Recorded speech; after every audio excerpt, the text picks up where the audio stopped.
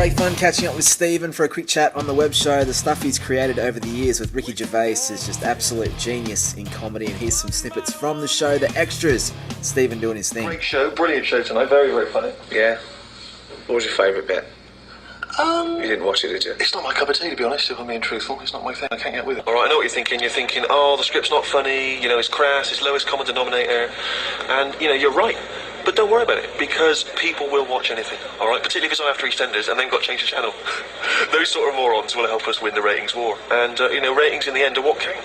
And merchandise. But the good thing is that because they're so cheap to manufacture, we're still getting about 40p a time, you know, because they're made in sweatshops. Oh, thank God for the exploitation of 10-year-old children. Absolutely, and the funny thing is, of course, that that's your key demographic as well, isn't it, kids? So, you know, even if they're doing like a 14-hour day, they're probably having a whale of a time, you know, pressing it. You're having a laugh, or they're probably enjoying themselves, it's nice.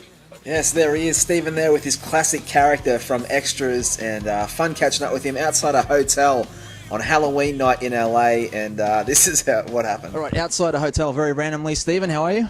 I'm very well, thanks, yeah, thanks for accosting me. I certainly have, I know, I appreciate it. Mate, the show, like I was telling you before, is I do about people chasing dreams. Okay. When you got your shows going out of the UK, we're doing this show actually is, yeah. Okay. But when you got your show going, was it kind of hard at the beginning? Was there a lot of knockbacks for what you guys did? I mean, it's hugely successful now. No, we were very lucky because it kind of happened almost by accident. A series of happy accidents occurred, you know. We sort of met by accident, and then I joined I joined the BBC, and so an opportunity arose there, and, you know, sort of suddenly 3 years later we had this show on TV, and, you know, so the whole thing was kind of just an amazing bit of good fortune, really. It's amazing, man. So what's been the highlight so far? I mean, incredible ride all around the world. Has there been like a major highlight for you that you've had? What, aside from this, right now? Yeah.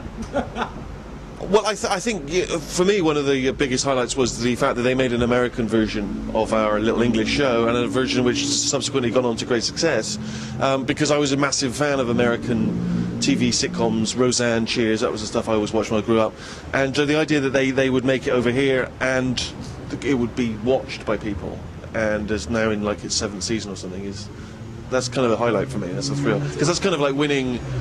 That's like winning the Olympics. You know, you train for years, but then to get to the Olympics is crazy. But then to win a gold medal is even crazier. You know, and that's kind of what it feels like. I remember getting a DVD in Asia and watching like the whole series of Extras. That must have been an incredible show for you to make. Do you have as much fun as it comes off as?